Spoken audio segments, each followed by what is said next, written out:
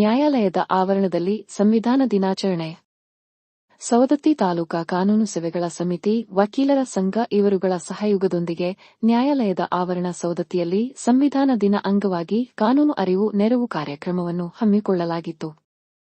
ಪ್ರಧಾನ ಹಿರಿಯ ಸಿವಿಲ್ ನ್ಯಾಯಾಧೀಶರು ಹಾಗೂ ತಾಲೂಕಾ ಕಾನೂನು ಸೇವೆಗಳ ಸಮಿತಿಯ ಅಧ್ಯಕ್ಷರಾದ ಶ್ರೀ ಸಿದ್ದರಾಮ ರವರು ಸಸಿಗೆ ನೀರೆರೆಯುವುದರ ಮೂಲಕ ಕಾರ್ಯಕ್ರಮದ ಉದ್ಘಾಟನೆ ನೆರವೇರಿಸಿದರು.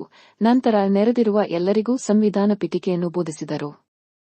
ಉಪನ್ಯಾಸ ಭಾಷಣ ಮಾಡಿದ ನ್ಯಾಯವಾದಿಗಳ ಸಂಘದ ಕಾರ್ಯದರ್ಶಿಯಾದ ಶ್ರೀ ಎಸ್ ಕಾಳಪ್ಪನವರವರು ಮಾತನಾಡಿ, ಸಂವಿಧಾನವು ಜನವರಿ 26, 1950 ರಂದು ಜಾರಿಗೆ ಬಂದು ಭಾರತವನ್ನು ಸಾರ್ವಭೌಮ ಗಣರಾಜ್ಯವೆಂದು ಘೋಷಿಸಿತು. ಈ ದಿನವನ್ನು ನಾವು ಗಣರಾಜ್ಯೋತ್ಸವ ಎಂದು ಆಚರಿಸುತ್ತೇವೆ. ಸಂವಿಧಾನದ ಮಹತ್ವ, ಅದರ ರಚನಾಕಾರರು ಮತ್ತು ಆಧುನಿಕ ಭಾರತಕ್ಕೆ ಅದರ ಪ್ರಸ್ತುತತೆಯ ಬಗ್ಗೆ ಸಾರ್ವಜನಿಕರಲ್ಲಿ ಜಾಗೃತಿ ಮೂಡಿಸಲು ಭಾರತ ಸರ್ಕಾರವು 2015 ರ ನವೆಂಬರ್ 26 ಅನ್ನು ಅಧಿಕೃತವಾಗಿ ಸಂವಿಧಾನ ದಿನ ಎಂದು ಘೋಷಿಸಿತು ಎಂದು ಹೇಳಿದರು.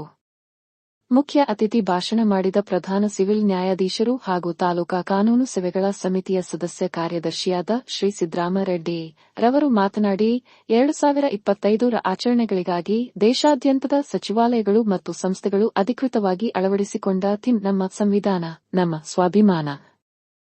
ಇದು ಸಾಂವಿಧಾನಿಕ ಘನತೆ, ಏಕತೆ ಮತ್ತು ನಾಗರಿಕರ ಭಾಗವಹಿಸುವಿಕೆಗಾಗಿ ರಾಷ್ಟ್ರವ್ಯಾಪಿ ಅಭಿಯಾನವನ್ನು ಪ್ರತಿಬಿಂಬಿಸುತ್ತದೆ. ಎಲ್ಲಾ ಹಂತದ ಪ್ರಮುಖ ಚಟುವಟಿಕೆಗಳು ಮತ್ತು ಸ್ಪರ್ಧೆಗಳು ಸಂವಿಧಾನಿಕ ಮೌಲ್ಯಗಳು, ರಾಷ್ಟ್ರೀಯ ಕರ್ತವ್ಯಗಳು ಮತ್ತು ನಾಗರಿಕ ಹೆಮ್ಮೆಯ ವಿಷಯಗಳನ್ನು ಆಧರಿಸಿರುತ್ತವೆ ಎಂದು ಹೇಳಿದರು.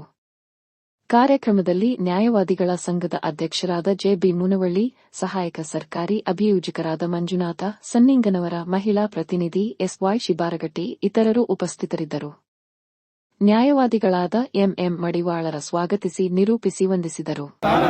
ಮತ್ತು ಅವಕಾಶಗಳ ಸಮತೆಯನ್ನು ದೊರೆಯುವಂತೆ ಮಾಡುವುದಕ್ಕಾಗಿ ವ್ಯಕ್ತಿ ಗೌರವ, ದೇಶದ ಏಕತೆ ಮತ್ತು ಸಮಗ್ರತೆಗಾಗಿ ಎಲ್ಲರಲ್ಲಿ ಭ್ರಾತೃತ್ವ ಭಾವನೆಯನ್ನು ಮೂಡಿಸುವುದಕ್ಕೆ ದೃಢ ಸಂಕಲ್ಪ ಮಾಡಿ ನಮ್ಮ ಸಂವಿಧಾನ ಸಭೆಯಲ್ಲಿ 1949ನೇ ಇಸ್ವಿಯ ನವೆಂಬರ್ ತಿಂಗಳ 26ನೇ ದಿನದಂದು